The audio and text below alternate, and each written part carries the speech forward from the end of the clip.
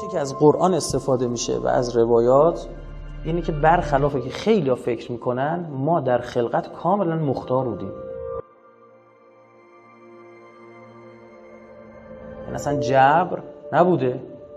یعنی خداوند متعال هر آنچه که مخلوق شما اسمشو بگذارید وقتی خلق فرمودن بهشون گفتن این هستیه، این نعمت هستیه، نظرتون چیه؟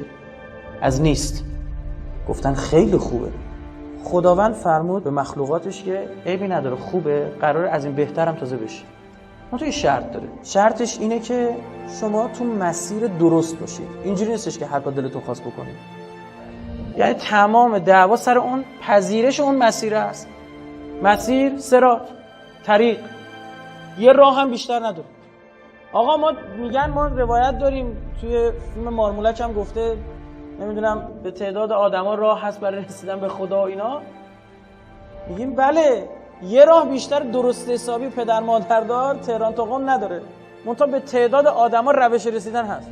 یکی با 20 تا میره، یکی با 40 تا میره، یکی اونجا میزنه بغل جاده وای میسته نهار میخوره، اون یکی نمیدونم میخواد با گاز بره، اون یکی با بنزین میره، اون یکی با ماشین شاسی بلند میره، یکی پیاده میره دیگه. اینا به تعداد آدما مدل رانندگی هست. بله این اونه، اشتباه نکنید.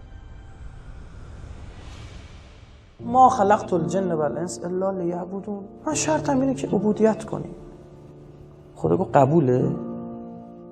همه گفتن الستو بربکم قالوا بله. همه گفتن قالوا بلا. جالب قرآن میگه یه نفرم نگفت نه، همه گفتن آره. چرا؟ چون هستی رو دیدن. یه مثالی میزنم، مثال شاهکار. این مثال به نظر شما چند درصد مردایی که میرن سربازی با عشق میرن خدمت؟ درصد کمی ان واقعا. خدا فرمود این هستی رو میخوان، گفتن بله. میخوای خارج کشور بری؟ بله. زن میخوای بگیری؟ بله. سر کار میخوای بری؟ بله. شرطش با خدمت. هستی رو میخواد؟ بله. لا لیعبدون. عبودیت با چی؟ مجبوره. بله. بتونه در میره، اما بتونه جیم میزنه، بتونه از زیر سیم خاردار سر پست میخوابه، هزار دنگ و فنگ داره که الحمدلله استاد. بیم این طرف. الم اعهد الیکم یا بنی آدم لا تعبدوا الشیطان انه لکم عدو مبین ان اعبدونی. مگه ما با شما عهد نکرده بودم که سراغ شیطون نرید؟ ان اعبدونی شرط ما عبودیت مگه نبود؟ و سریع ان اعبدونی رو معنی میفرماد هذا صراط مستقیم. یعنی عبودیت که شرط هست که تو راه باشی، ساعت مثلا 6 صبح پادگان، اینجوری که کفشاتو مثلا پوتیناتو واکس بزنی، اینجوری احترام بزنی، همه کاری که سرباز باید بکنن. خیلی هم نظاممند و خیلی هم چیه؟ قانونمند. اگرم نمیخواید نیاید، دوباره میبرمتون به عدم. دردم نداره. خدا میگه یکیشون نگفتن، همه گفتن بله. و این بله رو بهتون بگم فقط برای موجودات مختار نیست، سنگه، کوهه، همه گفتن بله.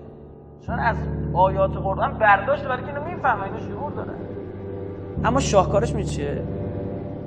میفرماد اینا تسبیح میگن طوعا از سر اطاعت او کراهت. عجب. موجودات شدن دو دسته. یک دسته موجودات مختار، جن و انس. یک دسته موجودات چی؟ مجبور. اونایی که مجبور شدن، اونی که یعنی اینجوری کردن بله، ردال بود دیگه پذیرش این شرط. بعضی گفتن بله، با عشق گفتن بله.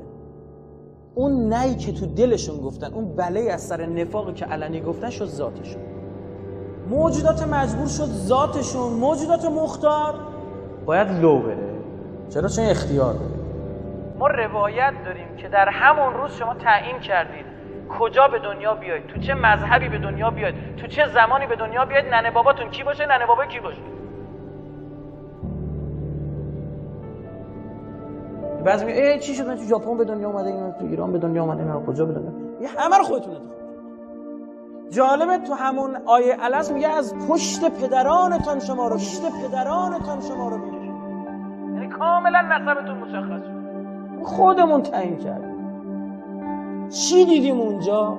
آقا چرا یادمون نیست؟ دقیقاً نباید یادت باشه. چرا؟ چون اگه یادت باشه دوباره نفاق پیشه میکنه.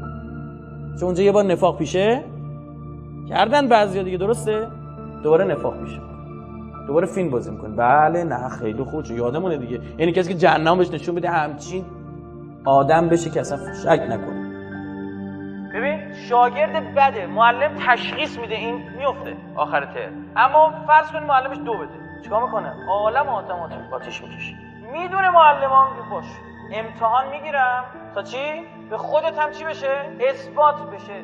تو لیاقت ورود به این مرحله رو نداشتی، تو لیاقت ورود به هستی رو نداشتی، نفاق پیشه کردی، نامردی کردی.